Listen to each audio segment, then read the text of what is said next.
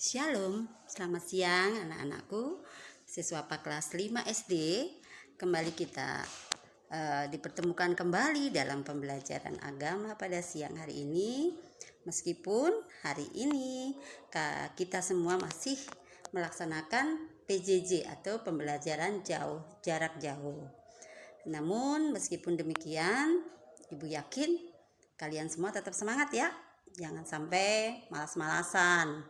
Alasannya karena masih daring, masih belajar di rumah. Nah, kalian tetap harus menerapkan disiplin, ketekunan, kerajinan meskipun kita masih secara online.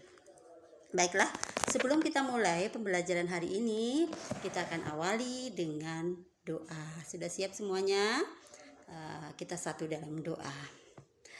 Ya Tuhan, Allah Bapa di surga, terima kasih di siang hari ini kembali Tuhan pertemukan hamba-Mu sebagai pengajar PAK, juga anak-anak-Mu siswa PAK kelas 5 SD untuk memulai pembelajaran pada hari ini. Kiranya Tuhan boleh hadir di tengah-tengah kami, meskipun kami masih belajar di rumah masing-masing, namun kami yakin dan percaya Tuhan hadir di tengah-tengah kami, sehingga juga Tuhan memberikan semangat, dorongan bagi anak-anak-Mu untuk tetap memiliki ketekunan, semangat, disiplin di dalam pembelajaran agama pada siang hari ini. Berkatilah jalannya pembelajaran hari ini dari awal hingga akhir. Kami serahkan ke dalam tuntunan tangan kuasa Tuhan. Terima kasih ya Tuhan. Di dalam nama Yesus kami sudah berdoa. Amin. Baiklah, kita akan segera mulai pembelajaran hari ini. Masih ingat enggak pelajaran pada minggu yang lalu? Apa yang kita pelajari? Ya, kita mempelajari tentang dosa. Kita belajar apa itu dosa, akibat dosa dan sebagainya. Dan pada saat ini kita mau belajar tentang apa itu bertobat. Nah, jadi kita untuk bacaan Alkitab, kalian bisa baca dalam Yosua 23 sampai 24, 1 Samuel 1 sampai dengan 4, Daniel 6, Galatia 5 ayat 18 sampai 24, Filipi 3 ayat 1 sampai dengan 16. Nah, kita mau belajar tentang apa sih bertobat itu, apa pengertian bertobat. Jadi bertobat dalam bahasa Ibrani artinya adalah shu ya. Dalam bahasa Ibrani shu yang artinya apa? Berputar. Berbalik kembali, artinya berbalik dari dosa kembali kepada Allah. Jadi di sini yang tadinya melakukan perbuatan dosa kemudian berbalik untuk melakukan perbuatan yang mengikuti jalan Tuhan, yang sesuai dengan firman Tuhan. Kemudian kalau dalam bahasa Yunani yaitu metanoia, yang artinya adalah perubahan hati, yaitu pertobatan yang nyata dalam pikiran, sikap, pandangan, arah yang berubah, putar balik dari apa? Dari dosa kepada Allah dan pengabdian kepadanya. Jadi benar-benar memang perubahan pola pikir, dari pola pikir atau yang melahirkan suatu tindakan dosa, tindakan yang menentang firman Tuhan, berbalik menjadi suatu pikiran, jalan pikiran, pandangan, arah dan juga tindakan yang sesuai dengan kehendak Tuhan, sesuai dengan firman Tuhan. Nah, pertobatan itu adalah awal kehidupan yang baru. Jadi, orang kalau bertobat, dia melakukan suatu pertobatan, itu syarat mutlak untuk menerima keselamatan dari Allah. Jadi tidak ada perjumpaan Allah yang maha kudus tanpa adanya pertobatan. Jadi pertobatan itu bukan hanya perkataan, jadi jangan hanya di mulut saja, tetapi pertobatan itu harus nyata, menyangkut seluruh aspek kehidupan, dalam bentuk suatu perbuatan nyata. Jadi bukan hanya di mulut saja.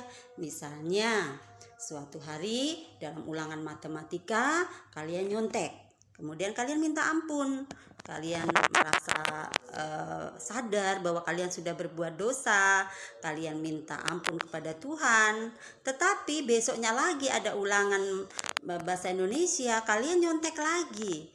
Berarti kalian belum bertobat ya. Karena kalau bertobat itu bukan hanya aku bertobat, tapi ngomongnya di mulut saja. Tetapi besoknya kalian mengulang lagi kesalahan itu, besok lagi mengulang lagi. Berarti pertobatan hanya sebatas di mulut saja. Berbalik dari dosa kepada Allah. Nah, di sini jadi bertobat berarti berbalik dari dosa, balik kepada Allah. Baliknya berapa derajat? 180 derajat. Jadi misalnya kalian dari arah utara berbalik ke arah selatan 180 derajat. Jadi benar-benar di sini dosa berbalik ke jalan Tuhan ya. Jadi bukan kalau 90 derajat berarti berbaliknya setengah-setengah. Tapi jadi tidak sepenuhnya, tapi kalau 180 derajat berbaliknya tuh benar-benar sudah tinggalkan dosa. Nah, seperti halnya tokoh Raja Daud ya, menuliskan penyesalannya, mengaku dosanya dan bertobat. Jadi Raja Daud pernah melakukan kesalahan dosa di hadapan Tuhan, kemudian dia menyesal, mengaku dosanya dan bertobat. Jadi di sini Daud berbalik dari dosa kepada jalan Tuhan, kepada Allah. Ia tidak mengulangi dosanya lagi. Kalau yang disebut bertobat berarti sudah tidak mengulangi lagi dosanya. Kalau tadi contohnya misalnya hari ini hari Senin nyontek matematika, kemudian minta ampun, terus Selasanya nyontek pelajaran bahasa Indonesia, terus minta ampun lagi, itu namanya bukan bertobat. Kalau bertobat tidak diulangi lagi kesalahan yang sudah pernah dilakukan. Dia sudah mengakui kesalahannya, ya jangan diulang lagi. Itu namanya bertobat. Jadi penyesalan itu harus disertai pertobatan. Kalau hanya sekedar aku menyesal, aku sudah berbuat dosa, aku menyesal, aku sudah ngambil uang ibuku, tapi hanya menyesal, nanti besok lagi lihat seperti itu tergoda lagi mengambil lagi uang ibunya. Jadi penyesalan harus disertai pertobatan. Jadi tidak mengulangi dosanya lagi. Jangan tobatnya tobat sambel ya, tobat sambel. Jadi tobat tomat, tobat tapi kumat lagi. Kalau makan sambel itu kan sekarang kepedesan, aku udah nggak mau makan lagi, makan pedas lagi, tapi besoknya lagi makan pedas lagi. Itu namanya tobat sambel. Kalian jangan seperti itu. Sudah minta ampun, bertobat, tetapi besoknya lagi mengulang lagi, berarti itu belum bertobat namanya, ya. Baiklah, untuk berikutnya, pertobatan itu syarat mutlak diselamatkan. Jadi di sini seperti halnya cerita tentang Simon Petrus ya, kalian tahu Simon Petrus adalah murid Yesus yang sangat dikasihi, tetapi pada saat Yesus ditangkap, Petrus menyangkal saat ditanya oleh para pengawal, oleh para tentara kerajaan saat itu. Dia tidak mengaku bahwa Petrus itu adalah murid Yesus. Nah, dia mengaku bahwa dia tidak mengenal Yesus karena dia takut. Kalau dia mengaku bahwa Petrus adalah murid Yesus, bisa-bisa dia nanti ditangkap. Nah, itu jadi sampai 3 kali Petrus menyangkal Tuhan Yesus. Kemudian setelah ayam berkokok, nah dialah menyadari akan dosanya. Dia menyesal dan bertobat. Dan pertobatan Petrus ini memang tidak berhenti hanya sebagai bahwa menyesal aja, tapi dia bertobat. Dan pertobatan itu membawa perubahan pada diri Petrus, sehingga Petrus dipulihkan dan akhirnya Petrus menjadi gembala bagi domba-dombanya.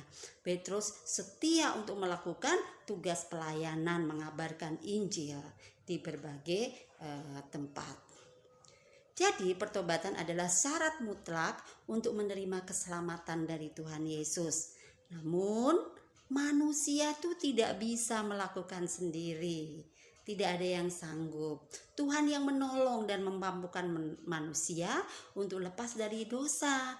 Jadi kalian harus selalu mohon bimbingan Roh Kudus sehingga hidup kalian selalu dipimpin oleh Roh Kudus, sehingga kalian akan mampu untuk melawan godaan-godaan yang datang pada diri kalian, yaitu karena kuasa Roh Kudus yang bekerja pada diri kalian. Konsekuensi bertobat. Apa sih konsekuensi seseorang kalau dia sudah bertobat? Nah, bertobat itu berarti konsekuensinya harus melawan semua keinginan daging, apapun yang tidak benar di hadapan Tuhan.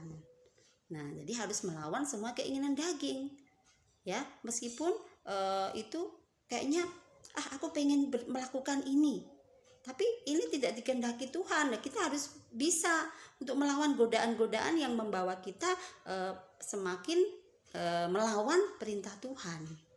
Jadi bertobat itu harus melawan semua keinginan daging, apapun yang tidak benar di hadapan Tuhan. Kayak seperti contoh minggu lalu, saat kalian melihat ada uang, mama kalian ada di atas meja, tidak ada orang, kemudian kalian padahal pengen sekali membeli sesuatu, akhirnya apa?